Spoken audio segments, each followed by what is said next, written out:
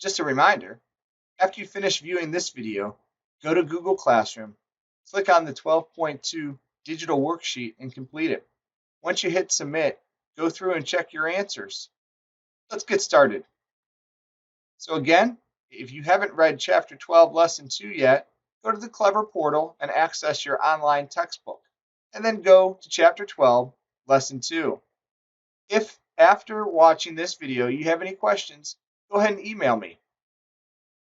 So we have our essential question today. What are the consequences when cultures interact? So the cultures that we're going to be talking about interacting today are the United States and then several different Native American groups, especially the Native American groups in the eastern part of the United States.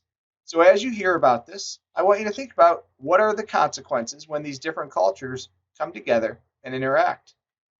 So why does it matter? Well, the forced removal and relocation of Native Americans in the 1830s largely ended the Native American presence in the eastern part of the United States.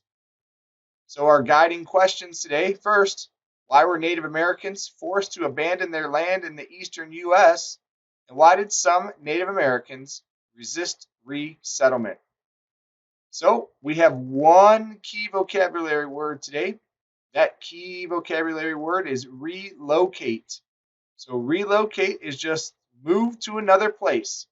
So we're going to be talking about the Trail of Tears. We're going to be talking about the Indian Removal Act. I want you to clearly understand that these were forced relocations of Native American people. So let's talk about removing Native Americans in the United States. So there were 5 civilized tribes in the eastern part of the United States. These were the nicknames given to these tribes by the white settlers in the area. So they were the Cherokee, the Creek, the Seminole, the Chickasaw, and Choctaw groups.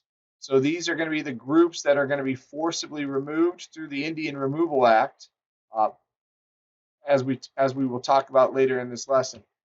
So the Indian Removal Act is going to be signed by Andrew Jackson. So this is the 1830s. This is going to give the federal government the ability to make these treaties and forcibly remove Native Americans off of this land.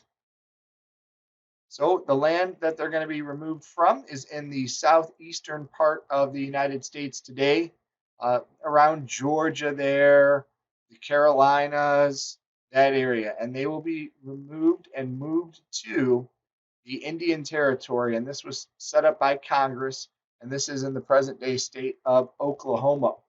So these Native Americans were moved from the southeast to, at that time, what was the west, Oklahoma, and many Americans believed that this was a barren wasteland and that Americans would not want this land in the future, so they were forcing Native Americans to that land so that they could use the land in the present-day southeast for agriculture and other endeavors.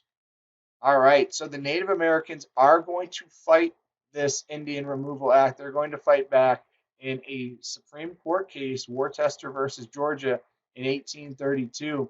And the Supreme Court, the U.S. Supreme Court, is actually going to side with the Native Americans and say, no, you can't just forcibly remove them from their land.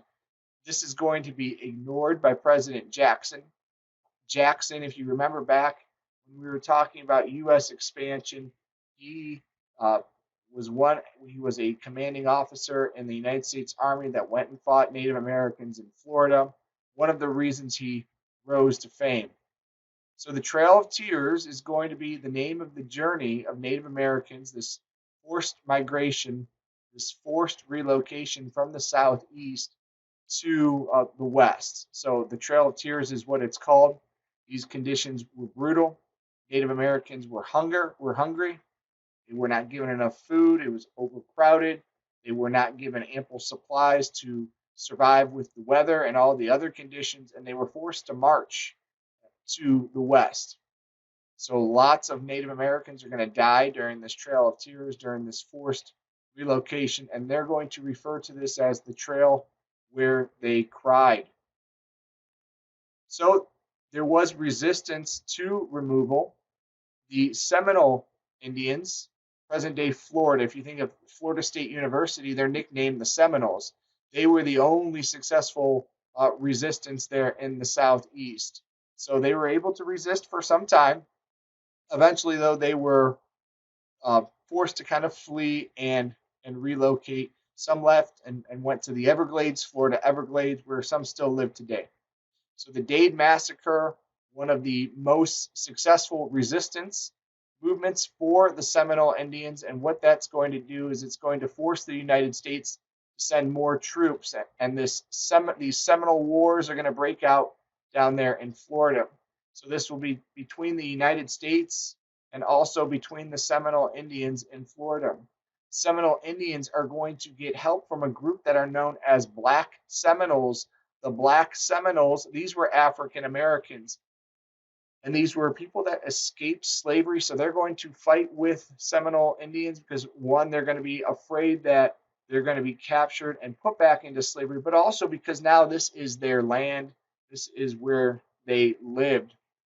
Once again, now that you've watched this video review, hopefully you read Chapter 12, Lesson 2. Go to Google Classroom, click on the Chapter 12, Lesson 2 digital worksheet and complete it. Once you complete it, you can go back and check your answers.